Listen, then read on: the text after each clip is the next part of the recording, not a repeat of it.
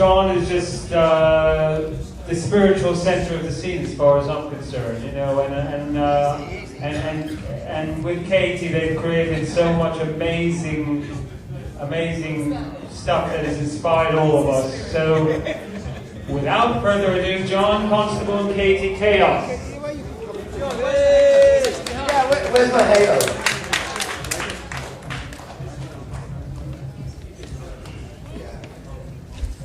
Thanks, Jeff. What an introduction. No, I'm not the centre of the spiritual scene here. We are the centre of the spiritual scene. The centre is everywhere. That was C.S. Lewis, you know, not a great man in many ways, but one of the greatest things he ever said was, there seems to be no centre, because the centre is everywhere. And maybe when rave culture really is working, that's what's happening. With your permission and consent and hopefully participation, I'd like to just shift the mood a little. This is a talk room. Only, as you know, as you've been told, that in about half an hour now, ticking away, we're going to have a procession through the club, and then at 1 o'clock, we're going to love bomb Fraser, and love is going to heal Fraser, and it's going to heal all of us, because we in order to heal, we need to be one and to understand our oneness, and I'm going to attempt to explore a little of that with you now. First of all, because I hope you will participate, does everybody know what night it is tonight?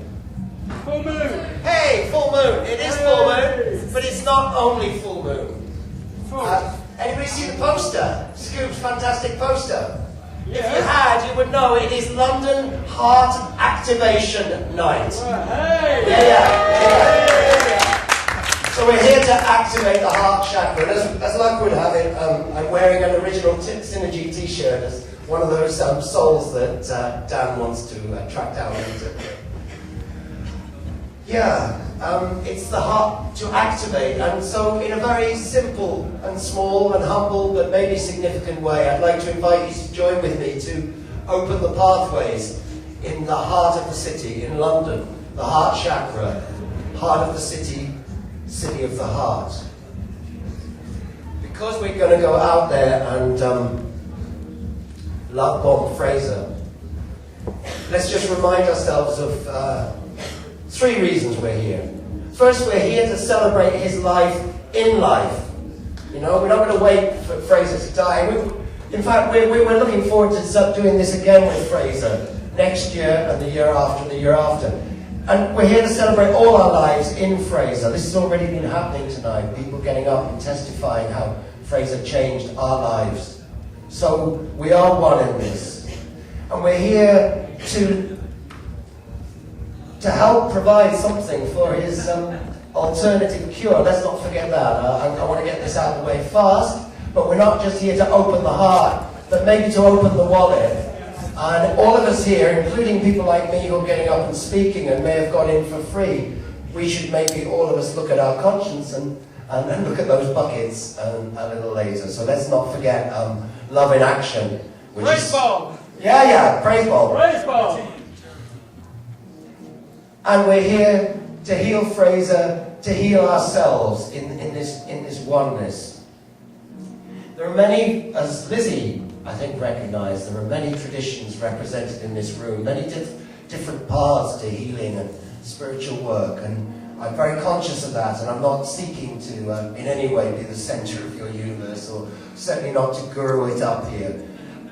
So let's see if we can devise something that we can all participate in, because it's about opening the heart, so we're not looking to exclude anybody. I mean, there may be healers here who have very particular powers to themselves, that as individuals, without God or the goddess or spirit, they alone can lay on hands and they can heal tonight. And if that is so, then may it be so.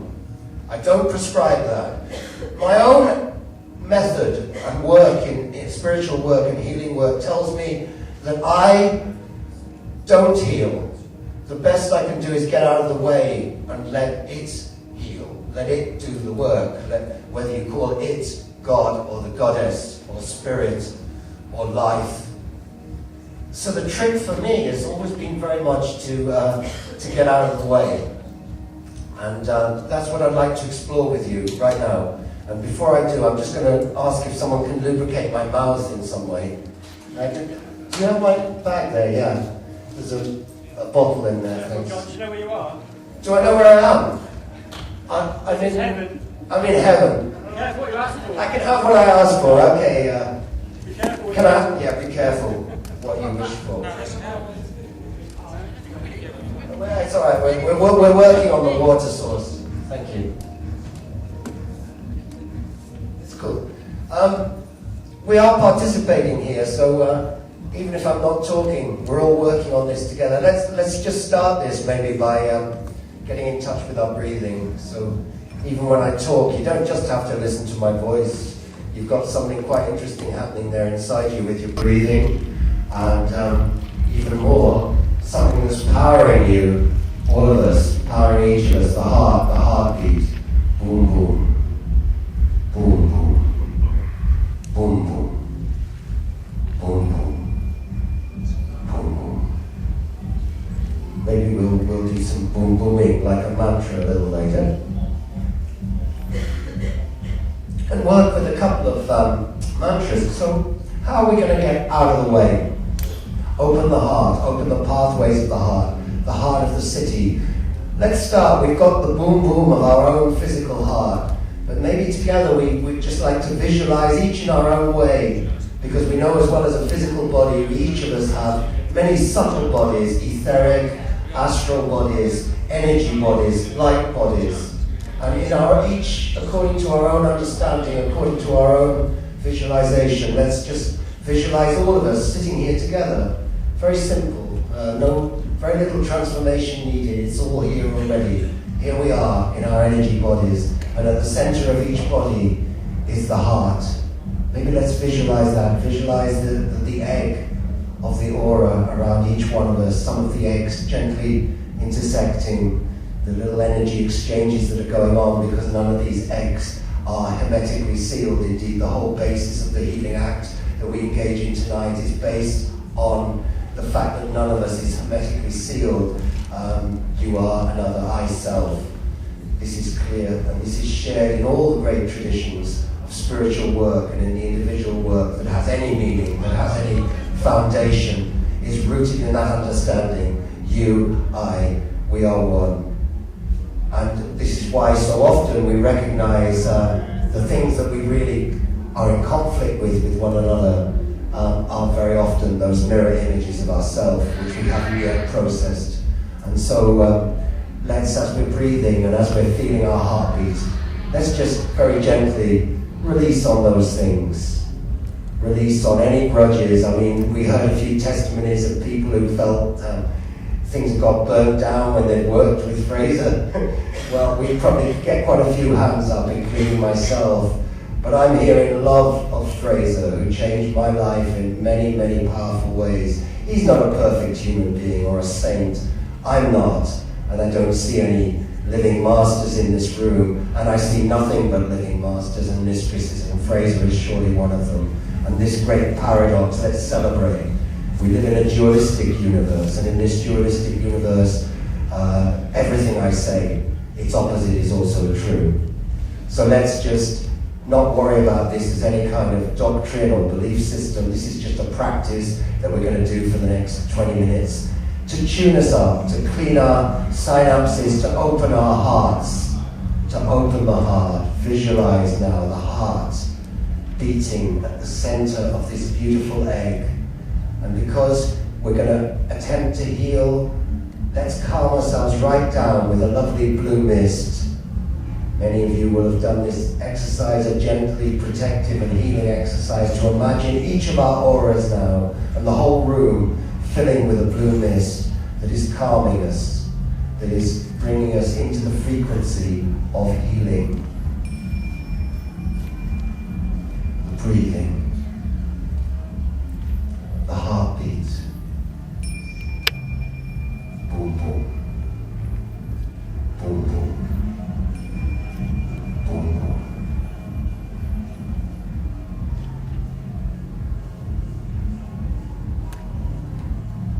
now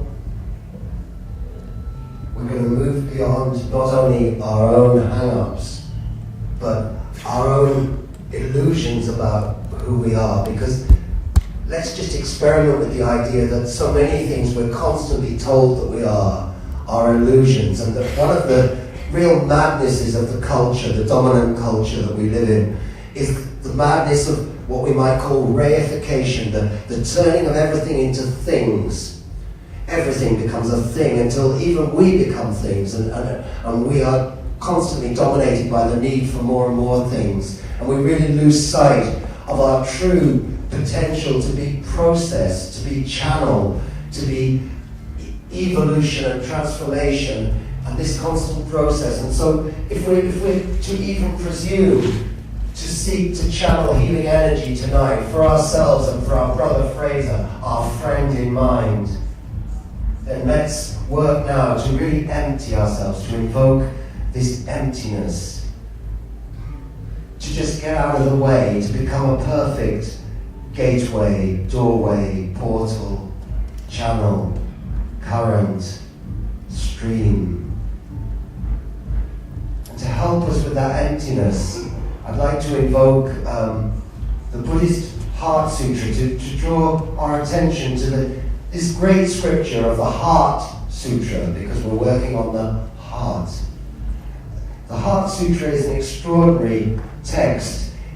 It's, in a sense, it's the negation of everything, because it seeks that shining, radiant, no-thingness, which we've all experienced in moments of transcendence, that we are more than just a thing, more than an object. And to enter that space, the Heart Sutra takes us on this extraordinary journey. It's all chanted, and the journey is a journey into emptiness, into no-thingness. And it begins by denying, it says there is no eye, there is no ear, there's no nose, no mouth, nothing to sense with. And there is no sight, no sound, no smell, no taste, nothing to sense, no object of sense. And it carries on, moving through all the categories. It says, here emptiness is form, and form is emptiness. Emptiness is nothing but form. Form, nothing but emptiness. And in this very incantatory and hypnotic chant, it reiterates again and again this no-thingness. And it moves through all these different layers of perceived reality, of the kind of ordinary reality we've all been sold, but then it moves even into the higher realms of Buddhist reality. And it takes us to the place where it's even challenging and denying the very principles of Buddhist doctrine. It states that there is no suffering, there is no noble path, no cause of suffering, no noble path to lead from suffering. There is no enlightenment to attain. Enlightenment too is empty. And in this extraordinary moment, it seems to me that Buddhism completely, it pulls the ground from under our feet in the most beautiful way, this shining emptiness. It opens us all up to make our firm foundation, not in matter, not in mass, which is mutable and which will never last, but in this radiant, shining emptiness of the void, which is truly eternal, as all our true acts. May all that we do here tonight be true, and then it is eternal. Fraser himself spoke of the cultural flim-flam and flotsam and jetsam that fills our lives and our internets at the moment. All this will pass away. What will remain is true moments, because true moments can shine in this emptiness. They're not seeking to cling to anything. They just flower fully. They complete their journey. And emptiness rejoices with us. No-thingness in us is force. And the Heart Sutra ends with this most glorious affirmation of emptiness, which could be translated gone beyond, gone altogether beyond, over to the other side. Oh, what an awakening. And I learned the Heart Sutra in Japanese, and in the Japanese it ends, gyate gyate hara gyate haraso gyate boji so waka hanya shingyo.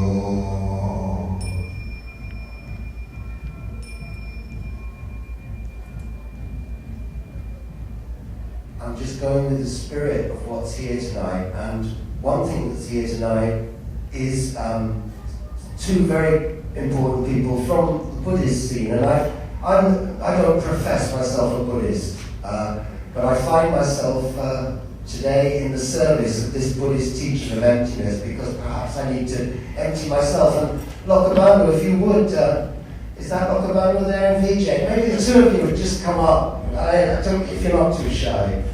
That'd be fantastic. Oh, lovely. Come and sit by me. I've got my friends by me. What I really like is, I think you two invoke Tara.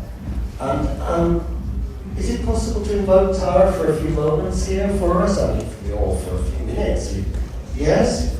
And do you mind if I speak over you with great respect? Very, very good. Thank you.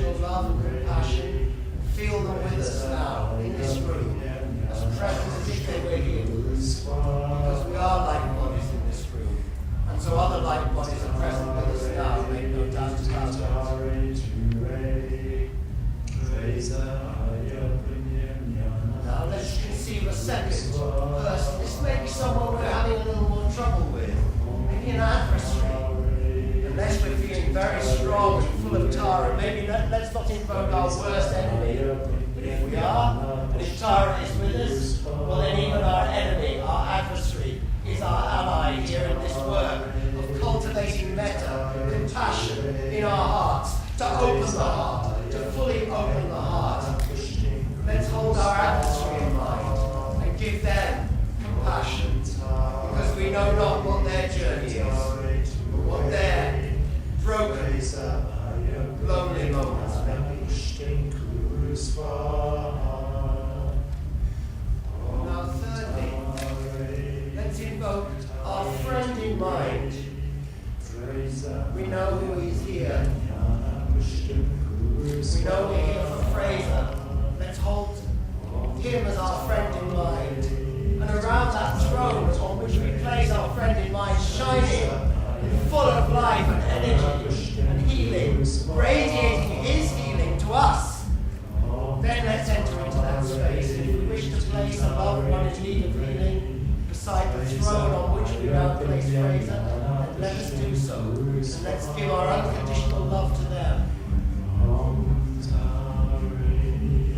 Still cultivating this compassion. Let's start to bring them together in this room, in heaven, Megatripolis in heaven. Bring them together, that loved one. You can see them walking into this room now. And here comes our adversary, the one we have difficulty with. Thirdly, here comes our friend in mind. The three are present with us in this room. And each one is equally loved. Each different, each bringing out something different in each of us.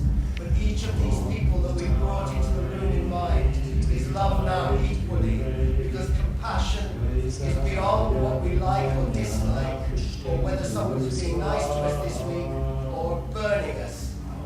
None of this has any impact on Tara, who is unconditional love and mercy and compassion, because love is not something that we fall into helplessly as we were taught in Hollywood movies.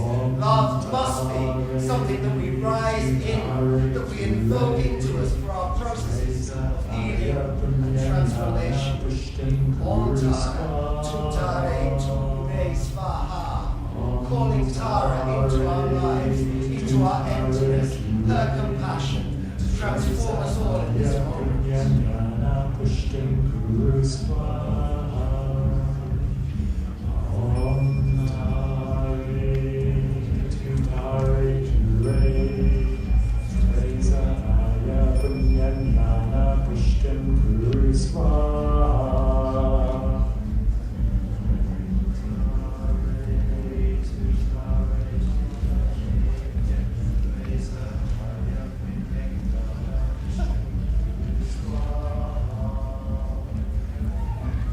Now we have invoked the universal embodiment of compassion to enter this space with us. And now let us ground it. Let us remember where we are, here and now. This full moon, Megatripolis in heaven, the activation of London's heart chakra. Many of you know that as John Crow, I work at the Crossroads Graveyard, a mile southeast of here in Southwark. And at the Crossroads Graveyard, we've created a shrine to the dead, to the outcast dead, hung with talismans and totems and mementos. And on many, many ribbons, silver and white ribbons, we've written the names of some of those outcast dead, the people who were buried there. And we come on the 23rd of every month there to remember them. I tell you this because you are all welcome on the 23rd of any month at 7 o'clock. And I tell you this because now I ask you with me to help us ground this compassion in something real, in something very geographical, to envisage this gate of Crossroads, a rusty iron gate of an old works yard that is now hung with ribbons bearing the names of the dead. But when we go there, we don't just go to remember the dead, we come to remember ourselves and who we truly are. And so now may I invite you, please, to imagine yourself with 3 ribbons and to take the first ribbon and on that ribbon to write the name of that loved one, whether they're passed over or still with us, that loved one to whom you gave your compassion. See yourself write the name on it, as strongly and vividly as you may. And take the second ribbon and write on it the name of the adversary that you have total compassion for, equal to the one you love, to your friend. And thirdly, our friend in mind, who we're here tonight for. Write his name on the ribbon. And now we have 3 ribbons. And I ask each of us in mind to begin tying those 3 ribbons to the gates of Crossbones Graveyard. Just trust me for one moment, no ill will come of these names. Tie the first ribbon, the second ribbon, the third ribbon, and now as you step back and look, you see that many more people, millions of people are streaming in and out towards the gate, each with their own ribbons, each with their own precious people, because everyone here is precious to someone. And as we've tied our ribbons, we step back and the gates are covered with this wonderful white, shining fabric of ribbons, and then the breeze begins to blow, as it always does at Crossbones when the spirits begin to move there. And as the breeze blows, the ribbons begin to stream out in the wind. And the names, the 3 names we mentioned, we see for a moment, seem to leave the ribbons and dance up into the ether and be blessed and be healed. And all the pathways in the heart are open, here in the heart of the city. For the city also has her wild places, place of the fox and the crow and the wild blooming buddleia, places of compassion and mercy, and places like this where all of us, outcasts from different village cultures all over this land and all over the earth, drawn here tonight in communion, in true communion, empty, seeing ourselves one in the other's eyes, and joined together for our friend in mind, for healing. And so let's have a moment just of silence for this, and then we will do 2 finishing prayers. Just breathing, just the heartbeat. Boom, boom.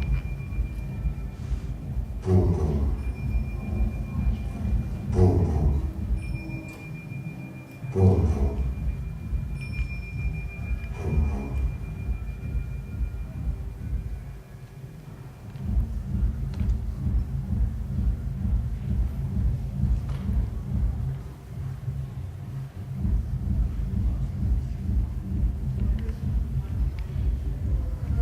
Could I invite everybody now, very gently, if you're feeling too delicate, get up very slowly, would you all like to stand up for one moment?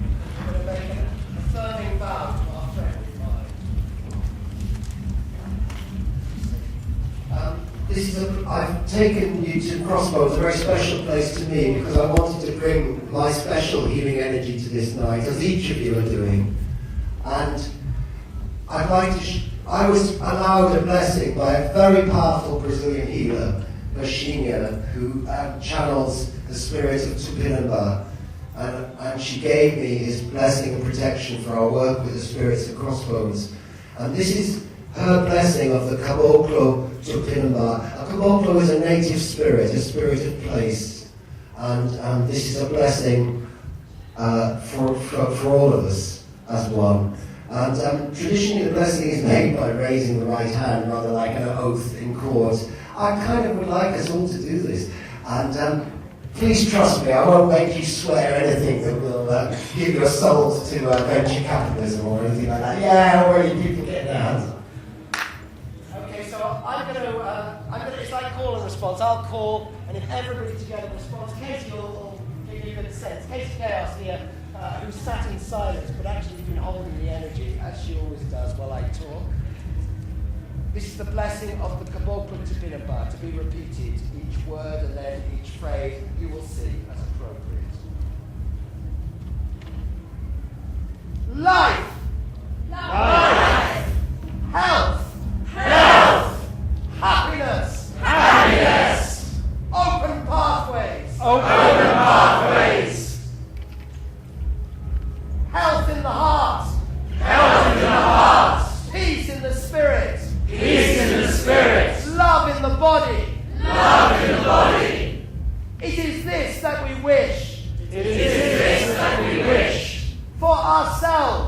For ourselves. For all our brothers and sisters. For all our brothers and sisters. For our friend in mind. For our friend in mind. Fraser Clark. Fraser Clark. May it be so. May it be so. And so it is. So it is. That's it, guys.